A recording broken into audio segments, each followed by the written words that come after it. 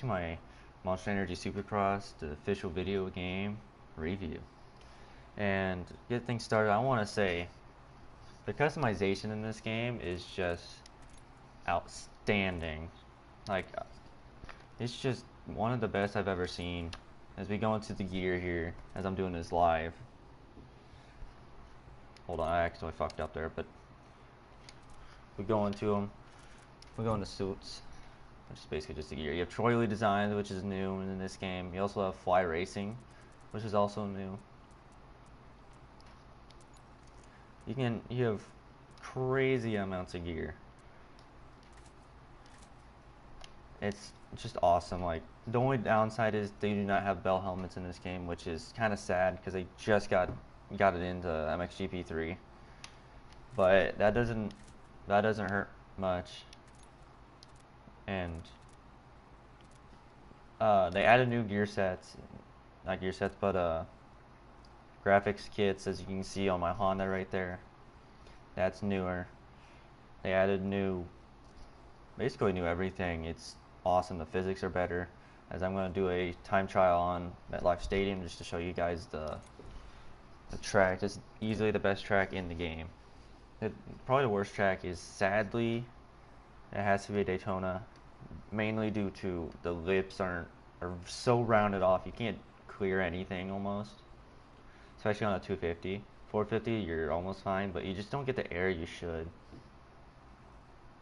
It's just super sad and not the best thing in the world to have. But here's soon big update on the channel as well before we get deeply into the review.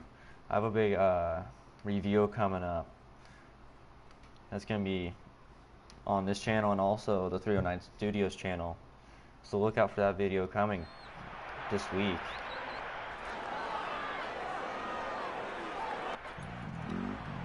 Hopefully the game isn't too loud.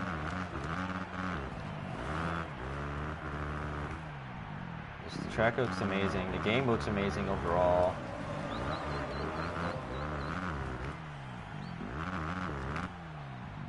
You don't crash every time you... Well, there are situations where you crash during if you hit the race wrong. Hit a line wrong. You do have some penalty for casing. Your lap time's so slow. But you don't crash all the time, which actually helps the people that are just getting into the game and everything. I'm not the best at the game though, but I've been playing this game since it came out. You can choose different lines. As you can see, that line didn't work out for me that real well. Oh, when I slide out, there are some issues with sliding out and everything. But let me hold on and change the audio settings to show you guys that. You have the optimization, the vehicle volume, which I can't actually go down any farther for some reason. But for that, but everything else is fine. But for the game, for the physics and everything, the inner physics 10 times better than MXGP3. Easily the best inner physics they've had to date. I thought that was the wrong section, but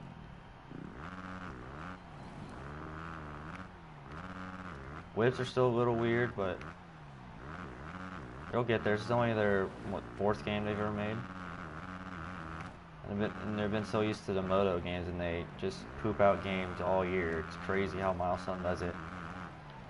But I'd love to see them just have a dedicated personnel to this game, to updating the game and everything.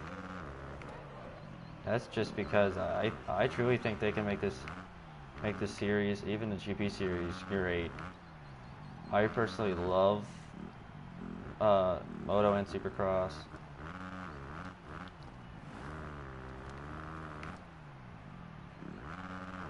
And the tracks, they're amazing. The big deal in this game is the track editor. The track editor is a lot better than what most people see. Mainly due to you do have pieces you can put together, but there are different size bowl turns. Bowl turns, not bowl. But You can come up with many different replicas. The only downside of that I really see is there's no sand sections. At times the track, you feel like you're on ice and the dirt just your rider doesn't get dirty. There knows for some dumb reason. But other than that, with the track editor, it's fine. They can really improve it in the next game they make for Supercross. The whips aren't free, of course, but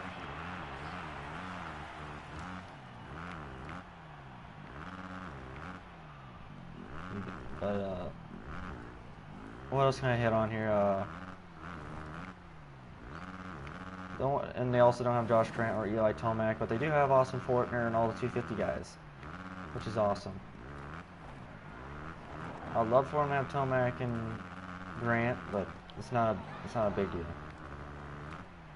Career mode. Let's get into career mode now. I have a big problem with career mode in this game, mainly due to them not allowing you to be on the manufacturer bikes and everything, but at the same time, it's not the best thing in the world.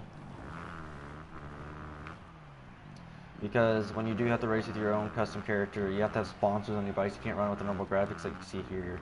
They have preset sponsored graphics, which is really, really bad. It's not the greatest thing, but it does work. But to rate career mode out of 10, I'd say I'd give it maybe a 5.2. But as we are hitting the ranking stage, as graphics is concerned, 10 out of 10. You can't get any better. Gameplay standpoint, there are some funky things they do in this game. I'm gonna give it a 6.8 out of 10. Because the big problems I have with that is the tough blocks. When you get on top of a tough block, you like float on it. It's weird. And of course, the custom tracks. I feel like you're on ice even though the track's drier and shit. But other than that, it's pretty good. Like that. Let's see what else. I already said career mode. Customization, 8 out of 10. You gotta get some different new gear sets in here, like shift. You gotta get shift in here. You gotta get bell back in the at least the Supercross game. You gotta get all the new gear, FXR. Because right now, with all the gear sets, MX versus ATV is actually winning that battle. And after I have that game downloading as we speak. When I play that game for about a couple weeks, I will do a full review of that as well. But as a whole, I give this game a 7.5 out of 10. I'll actually be making I'll actually do the wish list within this video for the next game you do for the 20. It'll be for this year's Supercross. I'd love for them to add shift, FXR, all the gear that's not in this game. Shift's a big part of the series. I need to have it in there because otherwise you can't have can't run Roxon's gear or anything, which is huge. To do with everything else, you can't have everything with you gotta get Bell in here. You gotta add different for track editor, make it a little bit more detailed with when you select before you select your start stuff, select your type of dirt. You should be able to flip your starting gates. Add more of that. Mainly just add more pieces into track editor. Be able to add sand sections. Fix the over/under issues where it's super slick. Gameplay wise, maybe free to whip up a little bit, make it not look super stiff. Otherwise, keep the ground. Really, just keep the ground the same. Fix the flat corners, make it a little easier to turn flat corners. But fix the tough block issue. Make them a little bit more weightless, I should say. But don't overdo it. Have them slow you down a little bit, but not like they're bricks. That's all I have to say about that. With the tracks, I'd say whatever they did right with this track right here, East Rutherford in New Jersey, I'd say do whatever they did with this track and the rest of the tracks in the next game.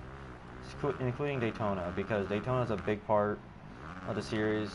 I want to make sure they also have Eli Tomac and Josh Grant. Eli Tomac, Josh Grant are a big part of the series as well. Make sure you get all the riders. Maybe even add more. Try to get as many privateers as you can. I love having like Chaz Braden and all them, and David, I think his name's Chase Stevenson. I can't remember his first name, but I love them, having them in here. Add more of the more famous guys that everyone loves and stuff. Make it even more realistic. This game is pretty amazing, as I actually beat my best time there. But for the most part, that's pretty much it. Just add a couple little things, fix a couple things, and you got this game perfect. But for now, I have to say goodbye, and hope you guys enjoyed this review of Monster Energy Supercross, the official video game of the 2017 season. Hope to see you guys next time. Peace.